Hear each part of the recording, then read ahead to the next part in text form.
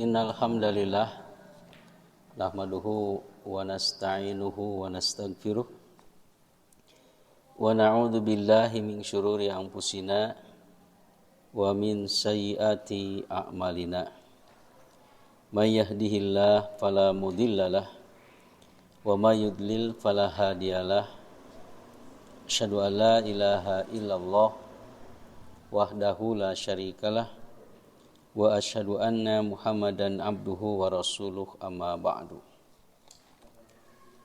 Qala Allah Ta'ala fil Qur'anil Karim, a'udzu billahi minasy syaithanir rajim.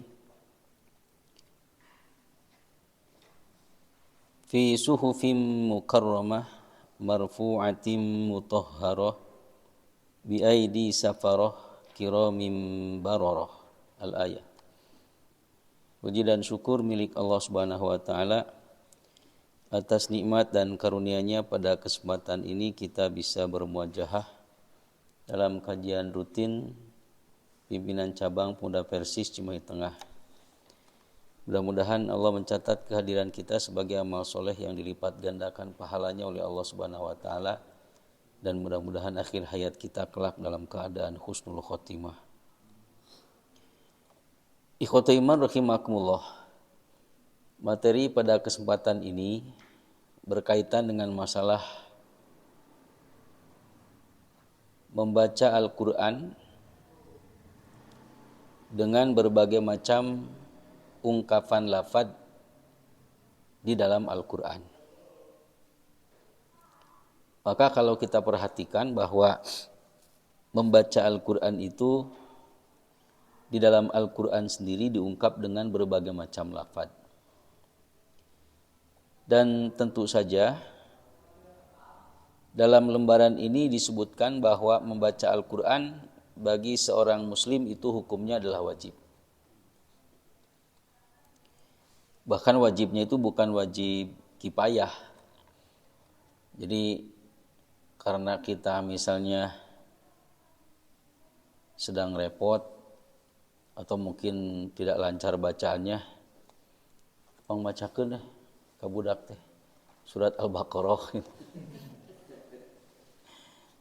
Walaupun bisa jadi karena Nabi pernah itu memerintahkan atau meminta kepada Ibnu Mas'ud untuk membacakan Al-Quran.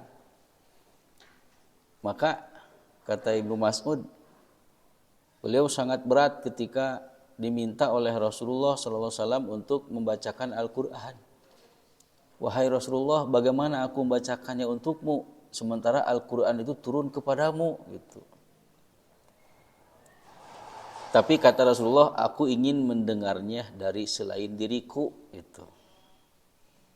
Oleh karena itu, sewaktu-waktu boleh saja kita minta untuk dibacakan sehingga kita yang mendengar.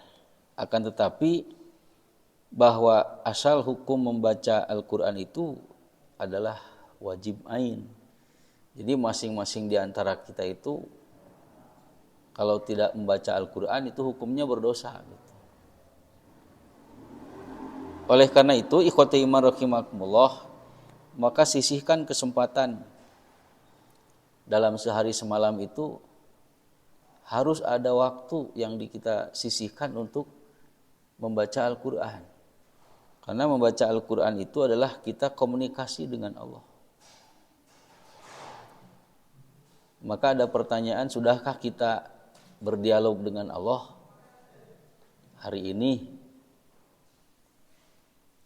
Maka seandainya kita telah membaca Al-Quran di hari tersebut, maka kita telah berdialog dengan Allah. Tapi seandainya kita belum membaca Al-Quran di hari tersebut, maka kita ini belum berdialog dengan Allah. Dengan anggota keluarga kita kan sering berdialog, saling menyapa dengan istri, dengan anak gitu. Masa dengan Allah tidak gitu. Maka karena itu sisihkan kesempatan untuk membaca Al-Quran. Dan membaca Al-Quran, kata Nabi SAW, itu kebaikannya sangat banyak. Satu huruf itu 10 kebaikan. Berarti kalau alif lam mim 3 huruf berarti dikali 10 itu teh 30 kebaikan gitu. Dan ini memperoleh kebaikan dan pahala yang sangat mudah. Karena kalau infak harus mengeluarkan uang kan gitu. Mencari ilmu harus melangkahkan kaki. Berat komo lamun bentrok jeung Persib. Kemudian juga kalau kita berbuat apalagi haji umroh itu kan biayanya besar. Tapi membaca Al-Quran memperoleh pahala yang sangat mudah. Bahkan bagi mereka yang terbata-bata sekalipun itu ada pahalanya. Bahkan dihargai oleh Allah Subhanahu wa taala. Seorang muslim yang dia membaca Al-Quran terbata-bata, tetap dia akan memperoleh pahala. Oleh karena itu, ikhwati rahimakumullah, maka hukum membaca Al-Quran bagi seorang muslim itu wajib. Sebab Al-Quran adalah kalam Allah, firman-firman Allah. Dan Al-Quran adalah pedoman hidup, petunjuk kepada jalan yang benar. Petunjuk kepada jalan yang benar. Maka kalau kita hidup tanpa ada petunjuk, tanpa ada arah yang jelas, langsung itu akan tersesat. Seperti kita berada di tengah hutan dalam kondisi tidak ada penerang cahaya sedikit pun.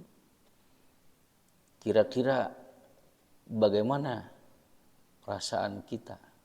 Bagaimana keadaan kita?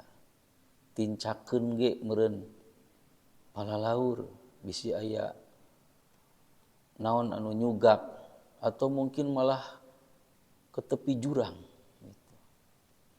Maka dengan Al-Quran yang kita baca, Al-Quran menjadi petunjuk kepada jalan yang benar dan akan menenteramkan dengan Al-Quran itu. Dan tentu kita hidup di dunia ini kan untuk meraih pahala, walaupun aktivitasnya apapun gitu. Intinya adalah untuk meraih pahala. Datang ke sini untuk pengajian, walaupun mungkin ada terselip niat lain untuk mencari ilmu, tapi inti dari mencari ilmu itu sendiri adalah untuk memperoleh pahala. Karena hidup kita ini untuk mengumpul-kumpul pahala. Apapun bentuk aktivitasnya, ibadahnya, itu untuk mengumpul-kumpul pahala gitu. Karena nanti yang menjadi wasilah rahmat Allah turun, surga yang disediakan sebagai bentuk rahmat Allah itu adalah dikarenakan amal-amal kita. Sehingga kata Allah dalam Al-Quran, kepada orang-orang yang masuk surga itu dikatakan, sebelum masuk surga itu, udkhulul jannata bima kuntum ta'malun. Silahkan kalian masuk ke dalam surga karena amal-amalmu gitu. Maka hidup kita ini adalah untuk mengumpul-ngumpul pahala gitu. Dan membaca Al-Quran adalah cara termudah untuk mengumpulkan pahala. 1 huruf 10 kebaikan gitu. Karena itu ikhwati rahimakumullah, jangan sampai da abdi mah teu tiasa maca Qur'anna bisi salah. Jadi we teu maca. Itu keliru pemahaman seperti itu. Jadi sekalipun keliru karena belum paham, belum bisa, maka tetap selama niatnya ikhlas dan kesalahannya bukan karena disengaja, maka Allah akan memaafkan. Allah akan memaafkan. Jadi jangan sampai hanya karena alasan tidak bisa, lalu akhirnya kemudian meninggalkan Al-Quran. Maka bagaimana mungkin Al-Quran menjadi petunjuk dalam hidup kita, seandainya Al-Quran itu jangankan tahu isinya, dibaca pun tidak. Dan bagaimana mungkin akan bisa menenteramkan hidup, karena kan kita hidup di dunia ini tidak akan pernah lepas dari masalah yang kita hadapi apapun. Akan tetapi masalah-masalah yang kita hadapi sekali-kali tidak akan pernah menenteramkan kita seandainya kita tidak pernah membaca Al-Quran. Karena Al-Quran itu adalah adzikr. Adzikr itu adalah peringatan atau dari ungkapan menyebut. Jadi Al-Quran adalah adzikr atau yang suka disebut-sebut, suka dibaca, suka diingat. Ya, adzikr itu peringatan atau sesuatu yang disebut-sebut karena artinya diulang-ulang, dibaca tos tamat, baca deui, tos tamat, hatam, baca deui, ti alif lam mim ti al-Fatihah, terus begitu. Maka Al-Quran itu harus betul-betul menjadi peringatan. Artinya dibaca terus-menerus, tidak pernah berhenti. Dan ketika kita membaca Al-Quran, maka Al-Quran adalah zikr, sebuah peringatan, dan Al-Quran juga dibaca terus-menerus. Apalagi dibacanya dalam sholat, dan sholat sendiri disebutnya zikir gitu. Seperti dalam surat Al-Ankabut, inna sholata tanha anil fahsya iwal munkar. Sesungguhnya sholat itu bisa mencegah perbuatan keji dan mungkar. Wala dzikrullahi akbar, dan sholat itu zikir yang paling besar. Jadi zikir itu bisa artinya menyebut kalimat-kalimat thayyibah, itu zikir juga gitu ya. Subhanallah, subhanallah. Atau zikir itu juga bisa berarti sholat, dan disebutkan sholat itu zikir yang paling besar. Membaca Al-Quran juga merupakan zikir gitu. Dan Al-Quran sendiri adalah zikir. Dan bukankah dengan zikir itu akan menenangkan jiwa? Kan dalam Al-Quran sendiri, ala bidzikrillahi tatmainnul qulub. Ketahuilah dengan zikir itu akan menenangkan jiwa. Karena tidak ada yang bisa menenangkan dan menenteramkan dan meyakinkan dan menyenangkan serta membahagiakan dalam hidup kita kecuali hanya dengan Al-Quran. Kalaupun ada yang senang karena kita terjamin materi kita itu kesenangan yang semu. Malah kadang-kadang kalau dia jauh dari Al-Quran, khawatirnya itu adalah istidraj. Istidraj itu artinya bahasa Sundana teh naon teh? Disungkun gitu. Dia jauh dari Al-Quran tapi materinya berlimpah ruah terus. Kesenangannya seolah-olah bergelimang. Semua keinginannya tercapai, terpenuhi. Kesulitannya mampu diatasi. Tapi takutnya itu istidraj. Tahu-tahu ketika dia menghadapi kematian, maka dia sudah melangkah jauh dari Allah. Dan orang seperti ini berbahayanya nanti di akhir itu tahu-tahu dia bertemu dengan azab Allah. Nah, maka dengan Al-Quran itu akan menenangkan jiwa. Apalagi dibaca dalam sholat. Sholat juga zikir. Bacaan Al-Qurannya adalah zikr juga gitu. Maka kemudian Al-Quran itu betul-betul ini sengit ya. Ya sunnah itu nu kieu teh sunnah ya. Sunnah ya. Nah, ikhwati umar rahimakumullah. Kalau ada pemudi juga nak langsung ya. Nah, ikhwati umar rahimakumullah. Iya live streaming tuh. Itu live streaming.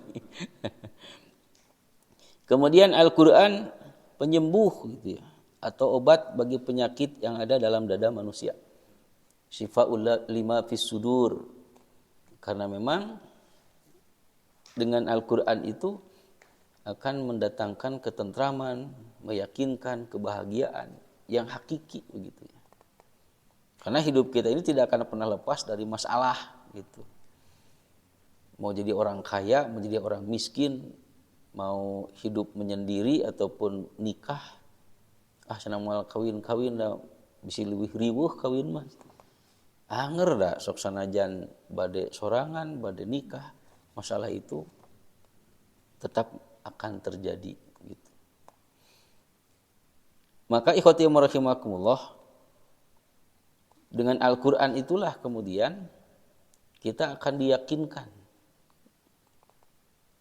Jadi hidup ini tidak akan pernah lepas, bahkan oleh Allah di garis besar apa yang akan diujikan dalam kehidupan kita itu sudah dibocorkan. Kan hidup ini adalah ujian. Waladzi khalaqal mauta wal hayata liyabluwakum ayyukum ahsanu amala. Al-Mulk ayat kedua. Dialah Allah yang menciptakan mati dan hidup untuk menguji siapakah di antara kalian yang terbaik amalannya. Jadi hidup ini ujian. Dan ujian itu ada dua garis besarnya, yaitu sesuatu yang buruk dan yang kedua sesuatu yang baik gitu. Di surat Al-Anbiya ayat 35 itu wa nabluukum bisyarri wal khairi fitnah, dan kami akan menguji kalian dalam kehidupan ini bisyarri dengan sesuatu yang buruk, wal khairi dan juga sesuatu yang baik. Fitnah sebagai ujian. Wa ilaina turja'un, dan kepada kamilah kemudian kalian akan dikembalikan. Jadi garis besarnya bahwa ujian yang akan Allah berikan kepada kita itu sesuatu yang buruk, sesuatu yang baik. Buruk itu artinya tidak cocok dengan hati. Artinya kesedihan, kesusahan, kemalangan, sakit. Itu sesuatu yang buruk. Yang kedua adalah al-khair, kebaikan, artinya cocok dengan hati. Kesenangan, diberi kecukupan, anugerah berupa keluarga, harta, dan lain sebagainya. Jadi Allah menguji dalam hidup kita ini garis besarnya dua, yaitu asyar dan al-khair, buruk dan baik. Tapi buruk dan baik itu menurut siapa? Menurut kita, menurut hati kita, karena tidak sesuai dengan keinginan kita. Seperti sakit. Sakit itu menurut kita buruk. Tapi sakitnya kita, menurut kita buruk, belum tentu menurut orang lain itu buruk. Pun sebaliknya, menurut kita baik belum tentu menurut orang lain itu baik. Seperti sakit, cek urang mah gering teh goreng, tapi cek dokter mah gering urang teh alus. Nah, sebab dokter penghasilannya di mana?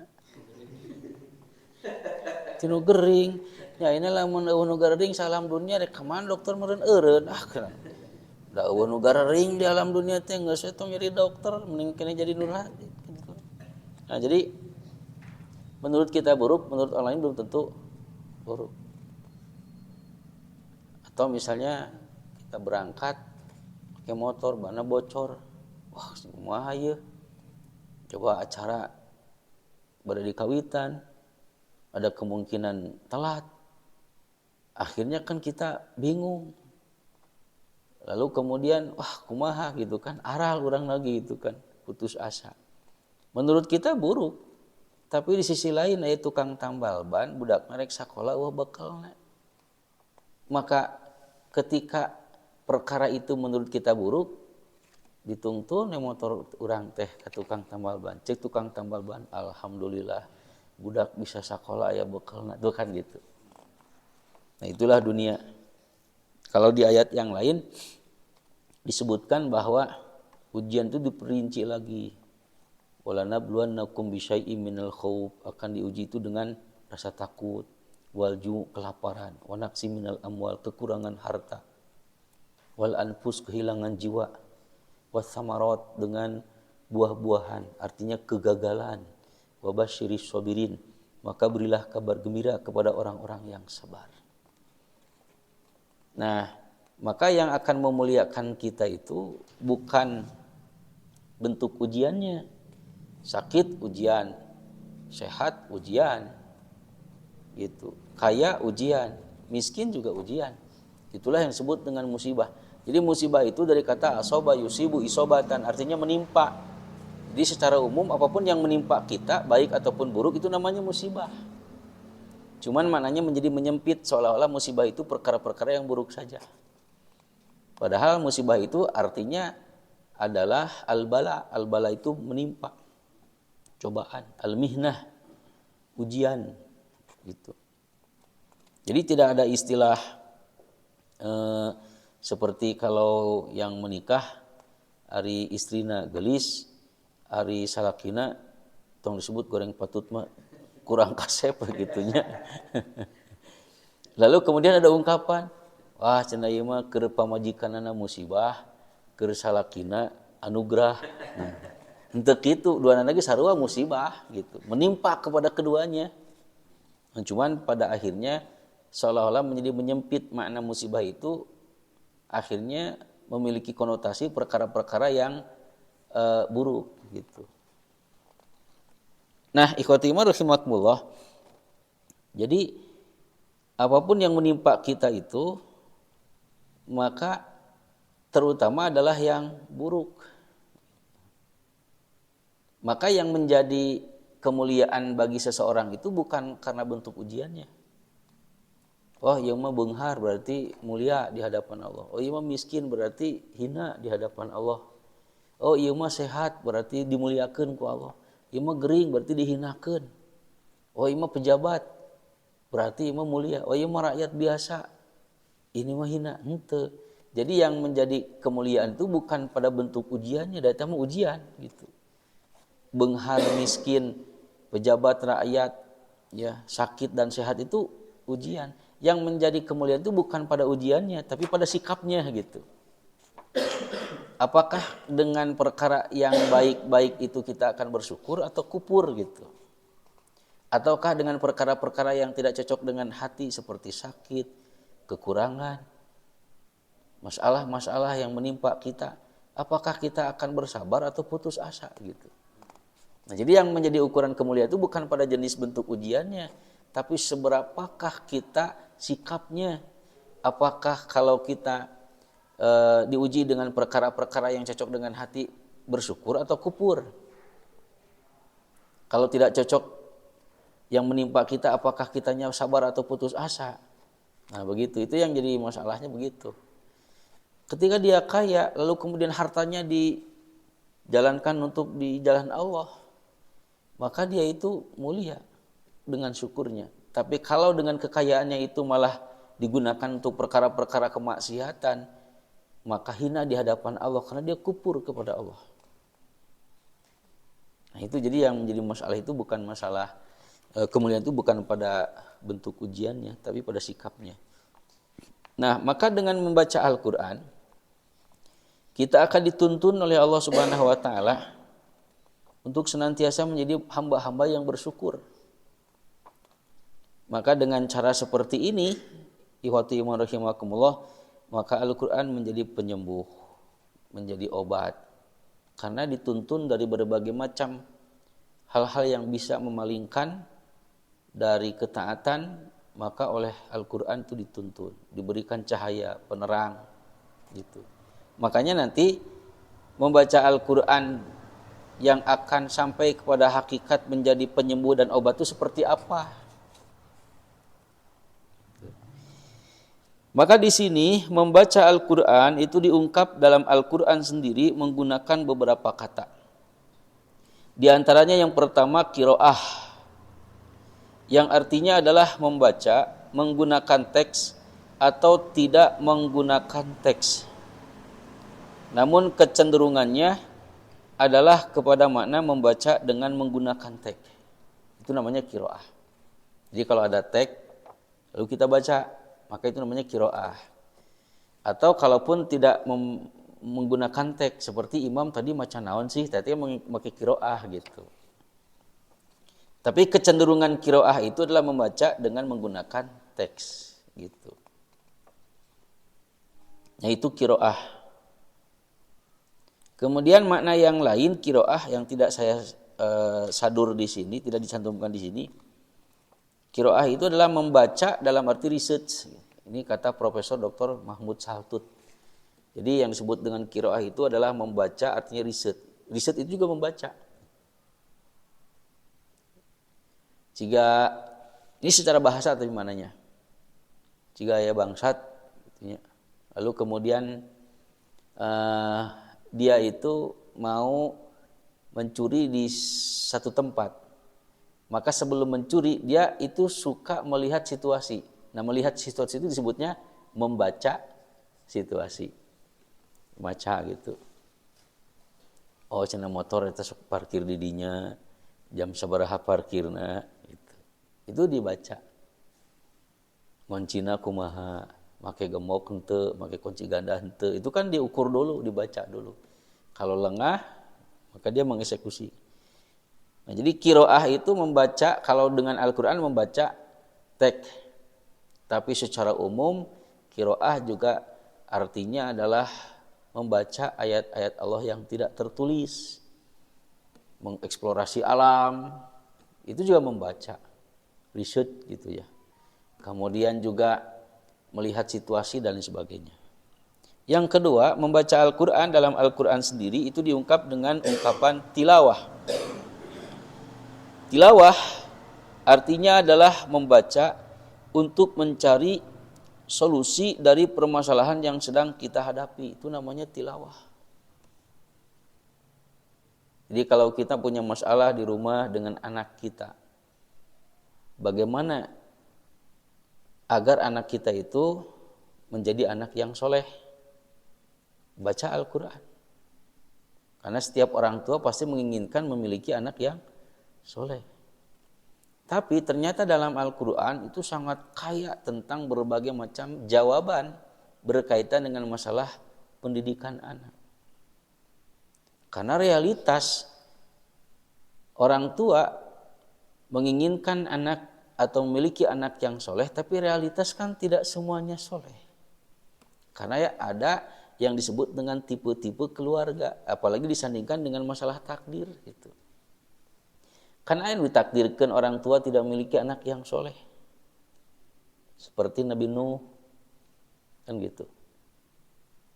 Dan tipe keluarga itu macam-macam. Ada tipe Nabi Ibrahim, ya, anak, istri itu soleh, suami soleh gitu kan. Malah keturunan juga saroleh. Nabi Ibrahim kan banyak yang jadi nabi gitu. Tapi ayah Nabi Ibrahim seorang yang maksiat kepada Allah. Jadi ayah saroleh keluarganya, tapi orang tuanya, ayahnya. Ada juga yang tipe seperti Asiyah, suaminya ini yang tidak soleh gitu kan, Fir'aun. Ada tipe istri yang tidak soleh seperti Nabi Lut itu. Kemudian juga ada yang anaknya tadi Nabi Nuh, ya, Kan'an. Ada pula yang tipe keluarganya seluruhnya soleh-soleh seperti keluarga Imran, sehingga diabadikan dalam Al-Quran surat Ali Imran. Semuanya soleh-soleh itu. Tapi ada juga yang tipe seperti Rasulullah, paman-pamannya Abu Lahab gitu kan. Nah, jadi ternyata banyak tipe yang realitas terjadi seperti itu. Walaupun orang tua menginginkan punya anak yang soleh, tapi kan tidak setiap orang tua memiliki anak yang soleh gitu. Karena tipe keluarga itu macam-macam. Ari orang tipena tipe naon? Tipe ting. Nah, urang mah tipena tipe mixing meureunnya. Hiji mangsa eling salakina, pamajikanna teu eling. Isukna pamajikan teu eling, salaki nu eling. Hiji mangsa anak nu eling. Mixing gitu kan. Nah, hanya mendidik, menyampaikan, menasihati, mendakwahi itu kewajiban orang tua. Dalam Al-Quran itu begitu. Kewajiban setiap orang, termasuk orang tua kepada anaknya. Akan tetapi dalam Al-Quran sendiri disebutkan bahwa hakikat kesuksesan dalam mendidik anak itu bukan anaknya menjadi soleh.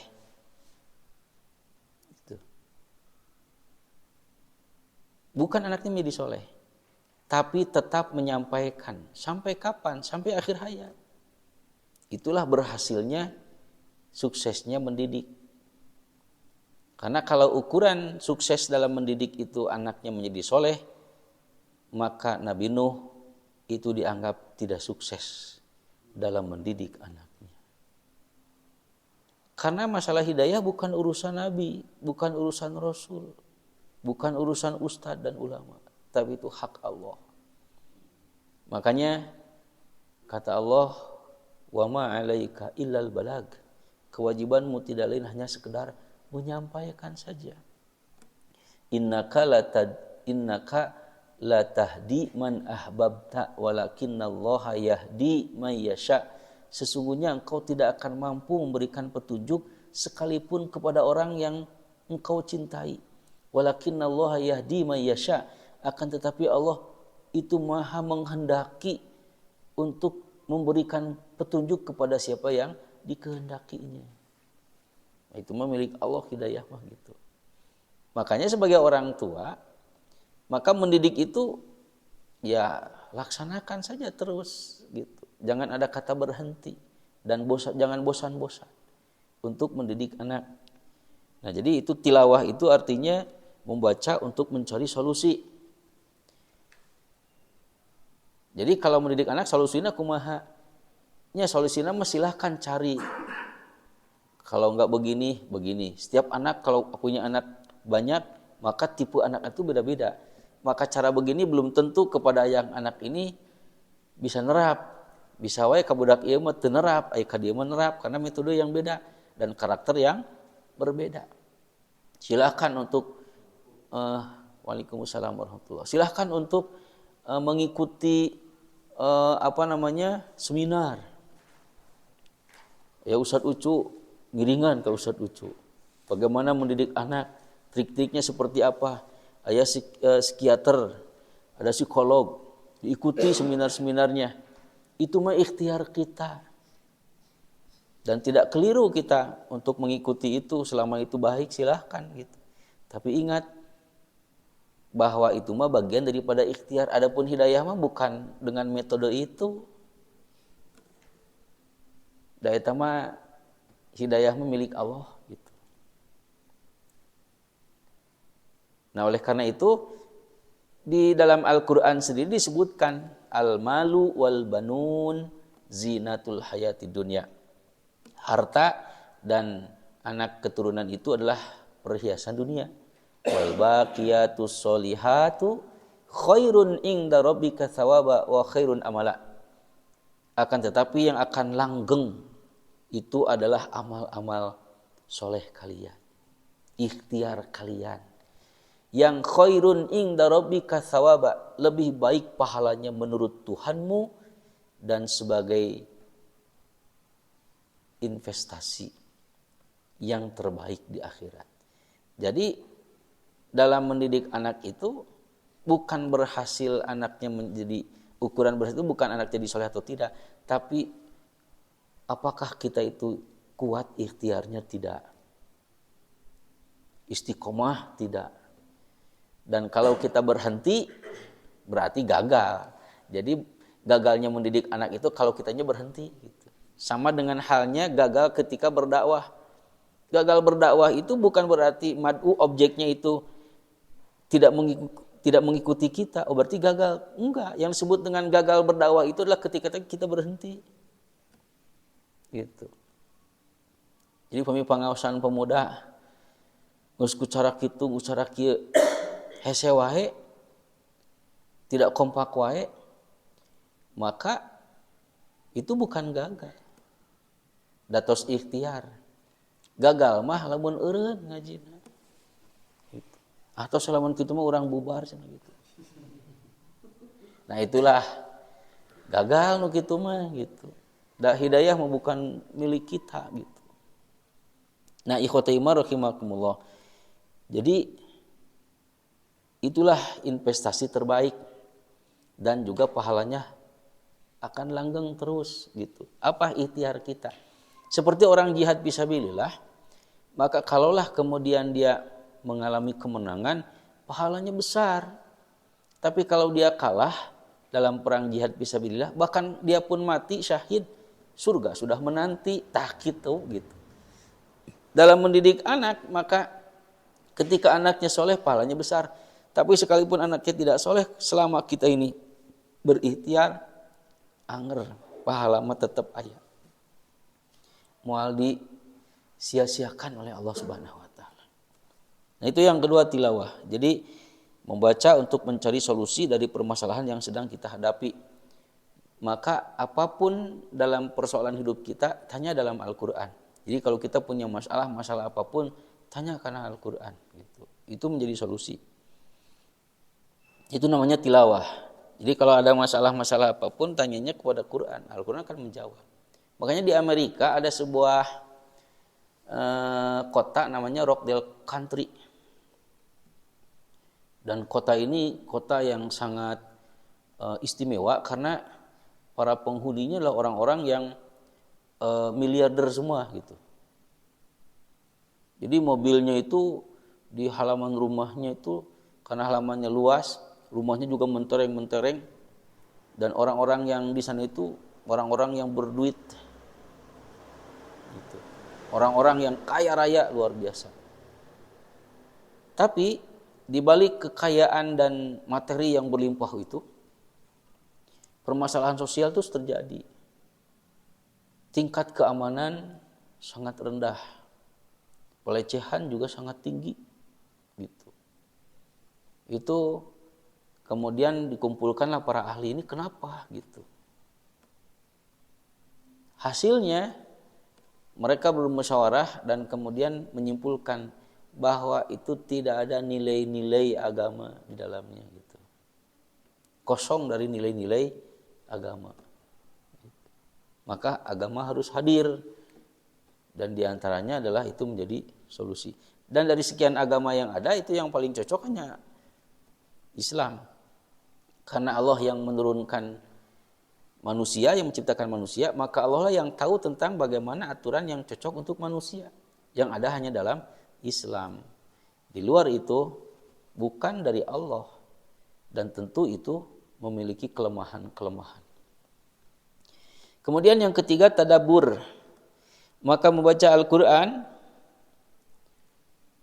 dengan ungkapan tadabbur, afala yatadabbaruna al-Quran gitu. Kalau qiraah iqra kan gitu. Kalau tilawah utlu ma uhiya ilaika minal kitabi wa aqimis shalah. Al-Ankabut. Kalau tadabbur, afala yatadabbaruna al-Quran. Tidakkah mereka itu membaca Al-Quran gitu kan. Ada ungkapan tadabbur itu. Artinya dalam membaca untuk memahami makna di balik ayat yang dibaca. Itu namanya tadabbur. Sehingga ada istilah dubur. Dubur itu di belakang. Maka tadabbur itu menyingkap makna dan maksud di belakang ayat itu apa maknanya. Gitu. Nah, kalau qiraah mah kita suka membaca ya teksnya. Kalau tilawah itu artinya mencari solusi. Kalau tadabbur itu membaca di balik mana ayat yang kita baca. Nah, ini mah dipesek, ku ustadna dipesek, ku mubaligna dipesek. Surat naon ayat sabaraha, lalu kemudian maksudnya ini apa? Nah, ini mah dina kajian-kajian, dina pangaosan gitu. Nah, itu namanya tadabbur. Yang keempat, tahfidz. Artinya adalah membaca dengan tidak menggunakan teks alias dihafal. Ini dihafal.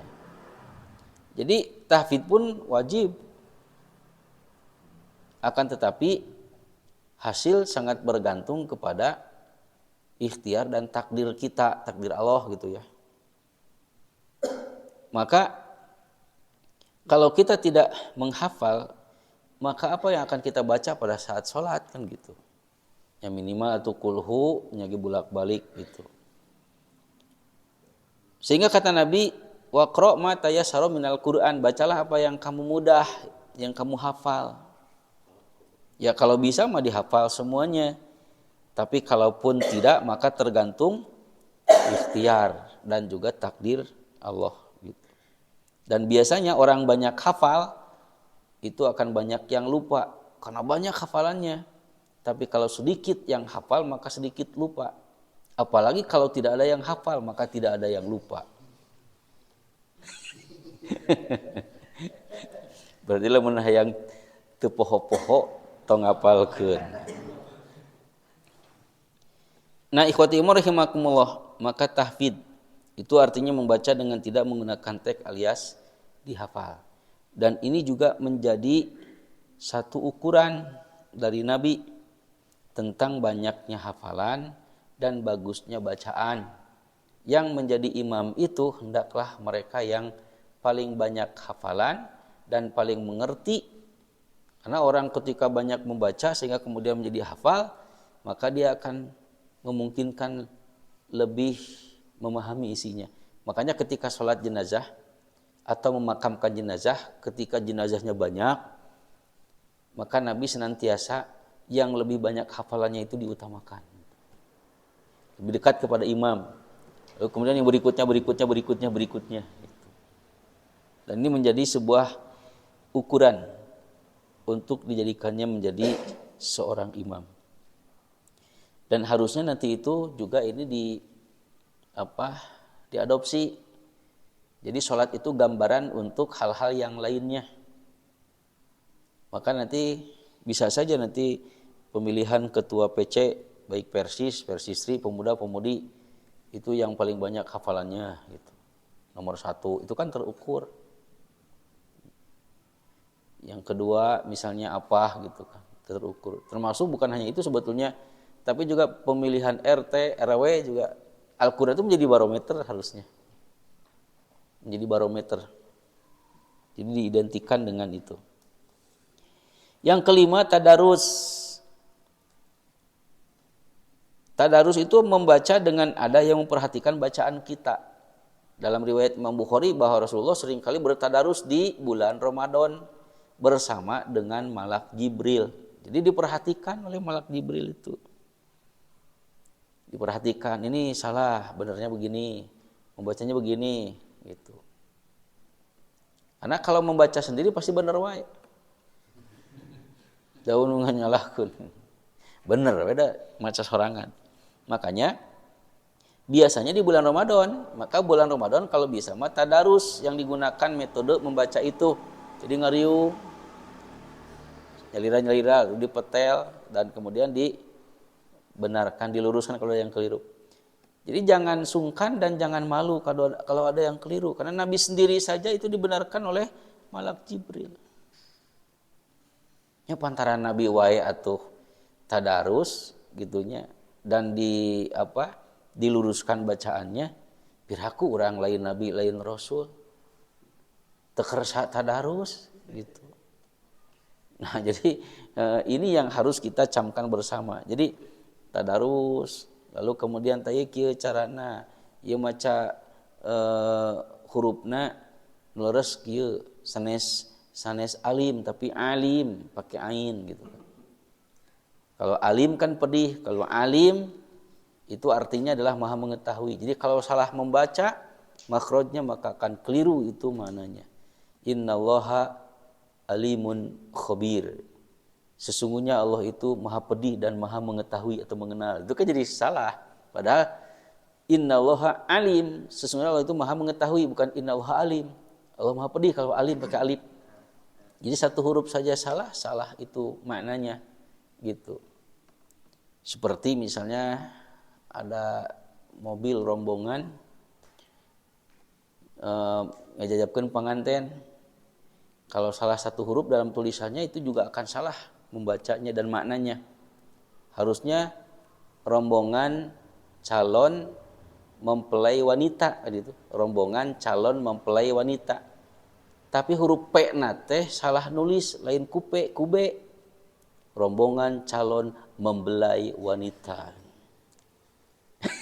Nu kuduna rombongan calon mempelai wanita, jadi rombongan calon mempelai wanita tuh kan jadi. Salah satu huruf salah itu mananya. Maka tadarus itu harus kita lakukan terutama di bulan Ramadan. Kemudian tartil. Artinya membaca dengan tenang. Sekaligus mengamalkannya. Itu tartil gitu ya. Berupaya untuk mengamalkan. Warattilil Qur'ana tartila dalam surat Al-Muzammil, dan bacalah Al-Qur'an dengan sebaik-baiknya bacaan. dengan setenang-tenangnya, cing tenang gitulah rusuh. Baca Al-Qur'an itu harus tenang. Makanya hak-hak hurufnya, tajwidnya, panjang pendeknya harus tartil. Ulai Al-Fatihah sana paskun. Coba gancang deh gitu. A'udzubillahi minasyaitonir rajim. Bismillahirrahmanirrahim. Itu reka mana atuh bacaan juga gitu. Jadi itu hak-hak hurufnya, tajwidnya ditarabas gitu kan. Maka Al-Qur'an harus dibaca dengan tartil. Karena dengan tartil itulah kemudian akan mendatangkan kesyahduan, akan mendatangkan dauk ya. Dauk itu melibatkan hati sehingga akan menimbulkan ketakjuban dan kekaguman. Karena Al-Qur'an itu di antara bentuk mukjizatnya adalah dari sisi nagomnya atau lagamnya. Jadi kan ada lagam bersanad, ada lagam natural. Kalau lagam bersanad disingkatnya bihusrin jasad, bayati, hijaz, sikah, kemudian soba, ya, ros dan jiharkah, termasuk nahawan. Itu ada 7. Jadi disinyalir itu adalah lagam yang bersumber dari orang-orang dahulu, termasuk di masa Nabi. Itu. Di lagamnya ada bayati, ada jiharkah, ada soba. Yang ini ada rumus-rumusnya sendiri gitu. Seperti misalnya nahawan, itu ada rumusnya. Di antara penggalan syairnya itu ila kam tajalli wa tajanni imma yakfika ya gusnat tasanni. Itu tadi diterapkan ke ayat Quran. Ila kam tajani wadduha wal laili idza saja. Nah, seperti itu. Itu teh bertalaki dari guru ke guru gitu. Itu bersanad. Tapi hati-hati dengan tipuan kalau berlebih-lebihan dalam membacanya. Ya, dalam tatrib dan talhim, dalam menggetarkan dan meliak-liukan suara. Itu hati-hati. Makanya ada harokat, sabaraha harokat gitu. Kan maksimalnya 6 harokat. Jangan lebih dari 6 harokat. Liukannya juga jangan banyak-banyak. Gitu. Wassama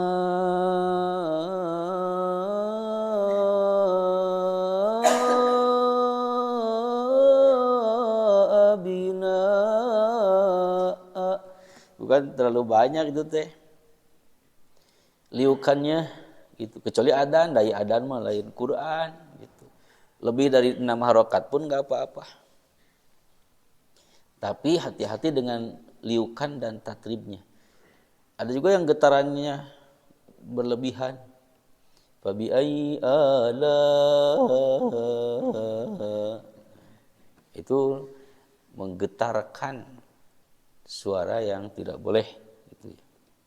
Karena sudah berlebihan.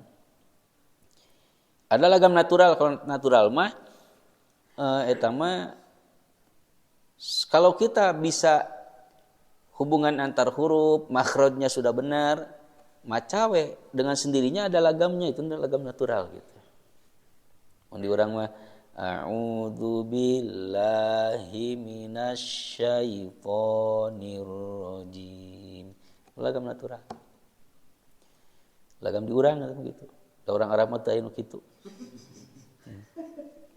Dan boleh baca seperti itu gitu. Atau yang diayun a'udzu billahi minasyaitonir rajim. Nah, itu natural. Itu. Di ayun. Cuman senatural-naturalnya tidak boleh dikonvergensi lewat not balok. Seperti misalnya lagam kopi dangdut karena Quran kun temeuna. Itu nggak boleh. Atau pupuh. Ini mah hanya sekedar contoh saja. Kan ada di pupuh itu budak leutik bisa ngapung babakungna tengah peuting, itu kan sinomnya, pupuh sinom gitu. Itu tidak boleh dikana Qur'ankeun. Alhamdulillahirabbil alamin. Nah, itu tidak boleh. Termasuk lagam-lagam yang lainnya. Jadi senatural-naturalnya tidak boleh ada lagu lain yang nyurup kadinya, itu enggak boleh. Itu bacaan tartil ya, dengan tenang. Kemudian yang ketujuh tajwid, yaitu membaguskan bacaan dengan memperhatikan hak-hak hurufnya.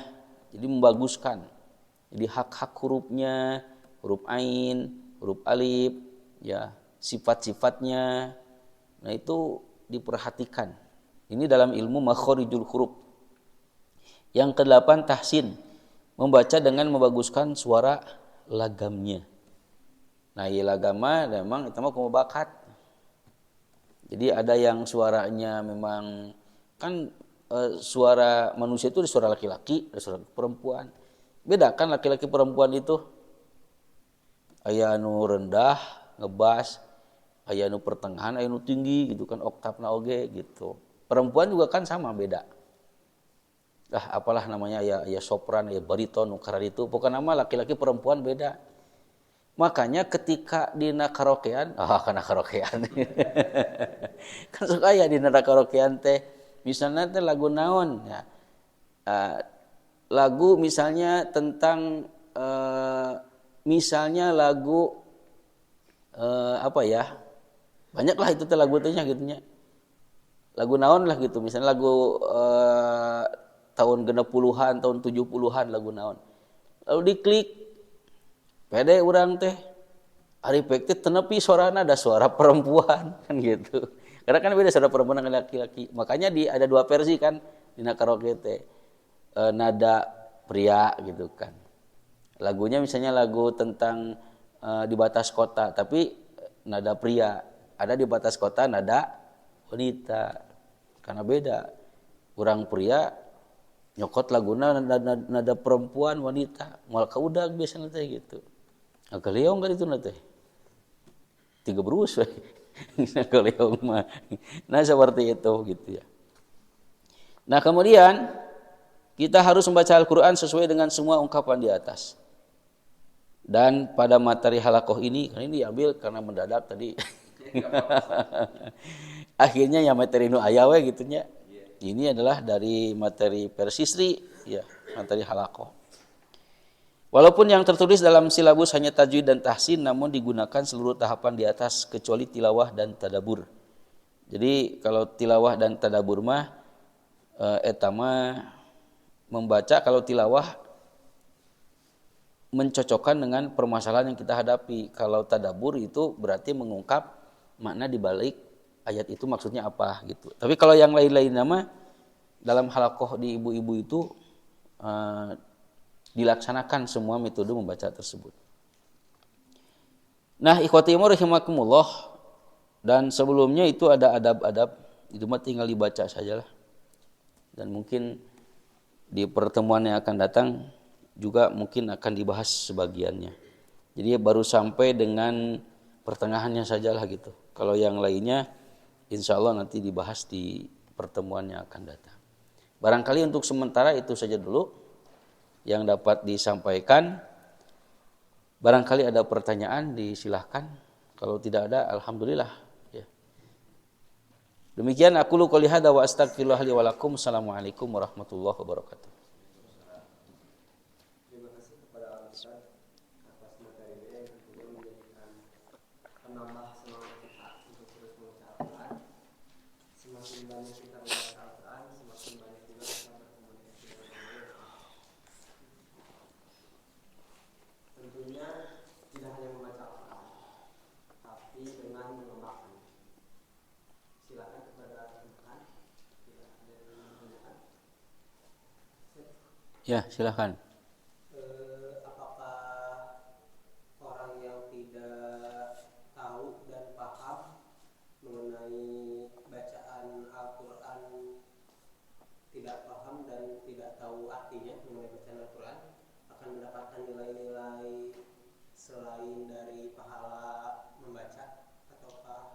mereka juga akan mendapatkan nilai pedoman hidup, petunjuk dan juga penyembuh. Kalau mendapatkannya jalannya apa gitu, kan harus paham dan tahu artinya dulu. Ya. Jadi tahapan ini membaca yang diungkap di sini kan berarti harus ditempuh ya.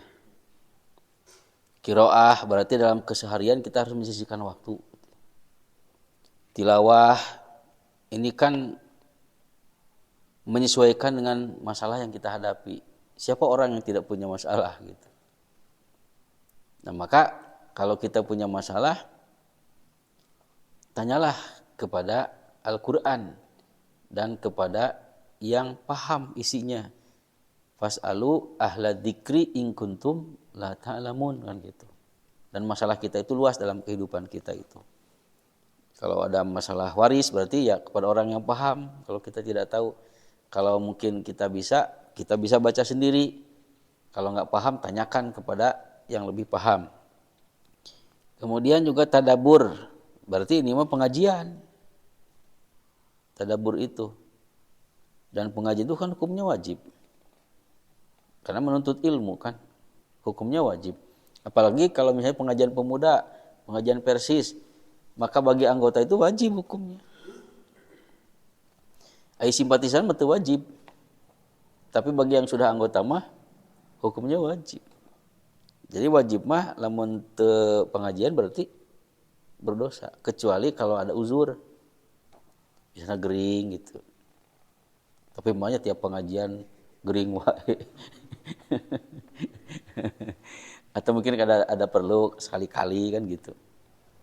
Jadi tadabbur berarti pengajian. Ya sekalipun dia tidak bisa baca Quran, dia tidak paham isinya, tapi kalau dia datang pengajian kan dia ingin paham. Dia ingin tahu gitu. Walaupun baraho geus bubar poho kan. Gitu. Akan tetapi dia akan mendapatkan cahaya sekalipun bacaannya barangkali belum maksimal, tapi kalau dia hadir ke pengajian, maka dia membaca Al-Qur'an dengan cara tadabbur. Walaupun dia hanya sebagai mustami, tapi itu pun baca Al-Qur'an karena menyimak dan memahami di balik ayat itu apa, nu diterangkan ke ustaz. Maka dia akan mendapatkan petunjuk dan cahaya di antaranya dari sisi itu. Gitu. Tahfidz ya, menghafal Al-Qur'an juga kan hukumnya wajib gitu kan. Jadi kita harus mengupayakan.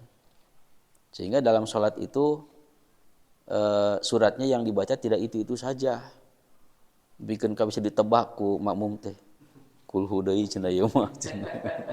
Bikin ka dijadikeun ieu ku makmum di tukang sok cenah ieu kulhu deui cenah. Sok sabaraan cenah gitu jadi taruhan gitu kan.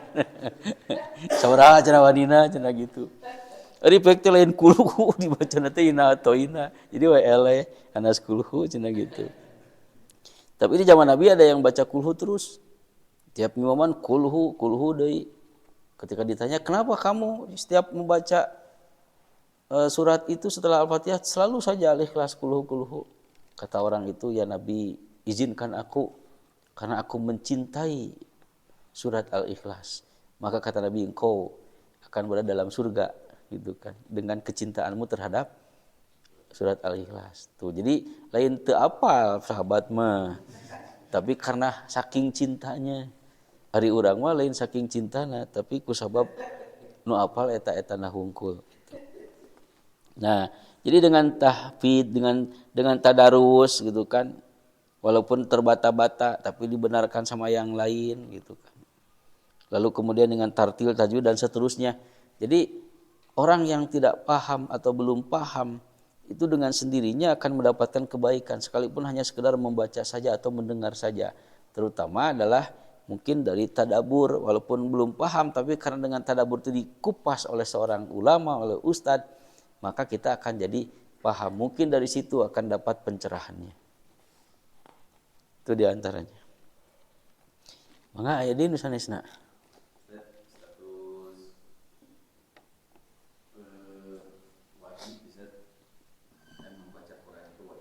Ya.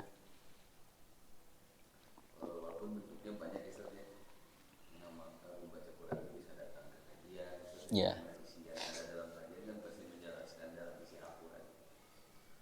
Nah kalau berarti kita tidak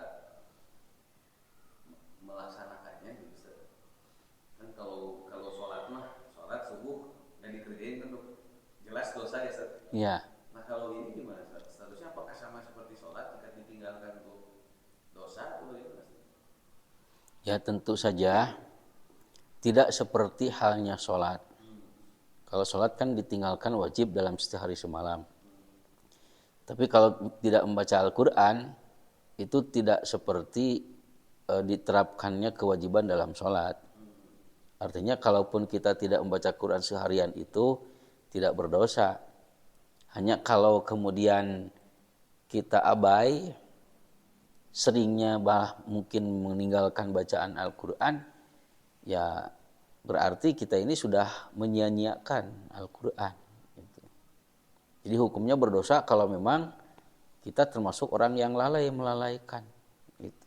Tapi kalau hanya sekedar sewaktu-waktu karena memang ada kesibukan dan misalnya karena ada uzur, maka itu tidak termasuk dan tidak mesti harus dikodo atau apa gitu kan, seperti saum gitu. Nah, cuman memang perlu ada pembiasaan.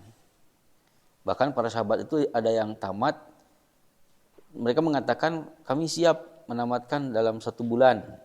Kata sahabat, saya mah dalam setengah bulan bisa tamat. Kata yang satu, saya mah seminggu bisa tamat. Maka kemudian saya Rasul siap 3 hari. Kata yang satu, saya siap setiap hari. Kata Nabi, jangan. Setiap hari jangan. Lamun setiap hari maca Quran 30 juz iraha digawena gitu.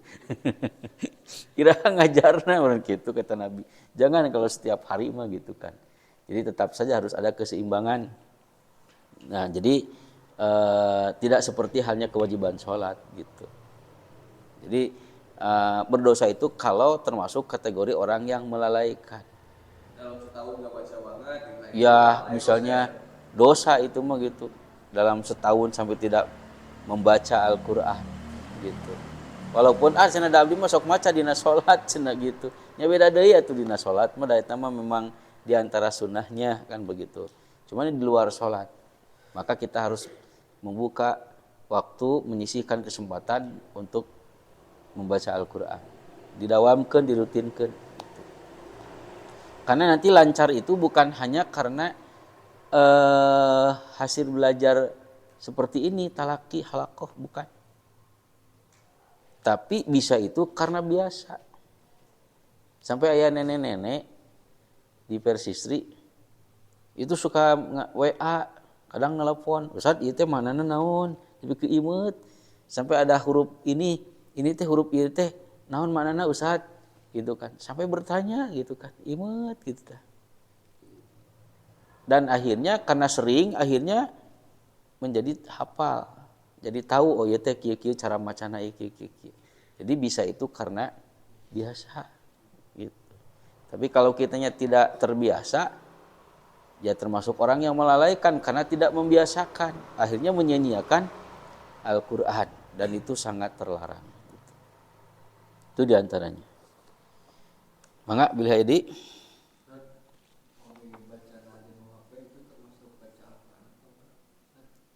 Dina HP nya sami. Jadi itu pun dapat pahala. Jadi mau di handphone itu mah kan media gitu ya. Mau di mushaf, mau bacanya yang di sini nu kurang apa gitu kan. Itu tidak jadi masalah ya, tapi media. Jadi sama-sama itu pun mendapatkan pahala walaupun dari handphone.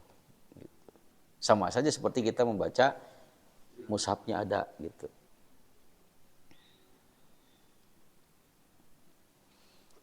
Mangga, jadi